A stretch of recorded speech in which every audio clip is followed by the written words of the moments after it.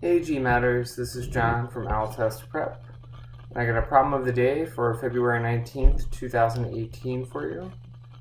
This came up in a session a couple days ago with a student. It's from the GMAC Exam Pack 2 exams, spoiler alert.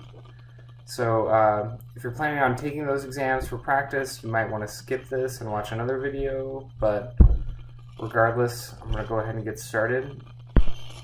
So we got Dara on a treadmill, and the treadmill has a readout, and when the readout indicates 24 minutes and 18 seconds, she has completed 10% of her exercise session.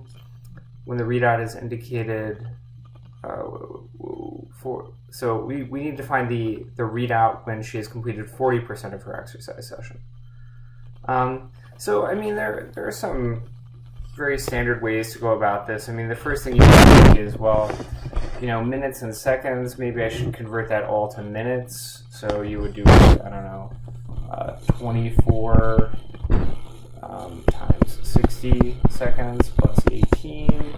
Or you could write it as, you know, 24 plus 18 sixtieths of a minute. So, you know, units could be a problem. I think the most typical thing is, like, you would pick one of these, and then from there, you would be like, okay, well, so 10%, that's not super helpful, but I know that, you know, these times, that's going to be 90%. Oops, my bad. It's going to be 90%. Okay, we got 10. There we go. 90% of her workout, right? And when she has 40% of her exercise session done, that means she needs 60%. So we get 90% is one of these times. And then we use that to get to the total time. And then once we have the total time, we take 60% of that.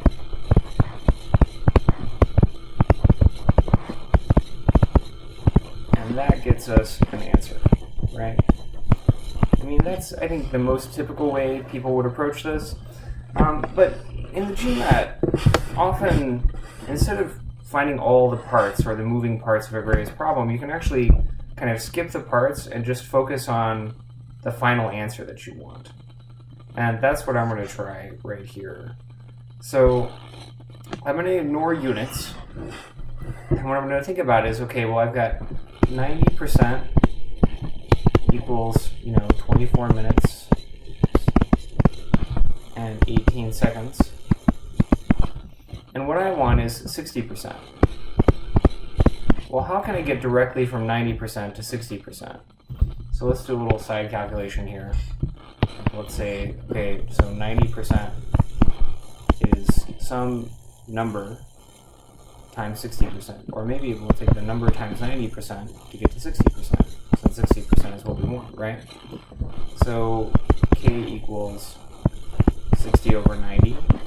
And if you reduce that, that's 2/3. So the idea here is, what I'm going to do is I'm just going to take 2/3 times my initial time.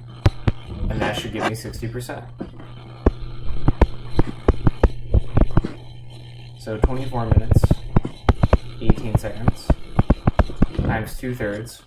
Well, 1/3 of 24 is 8, so 2/3 would be 16. Okay. And, having trouble here spelling M-I-N.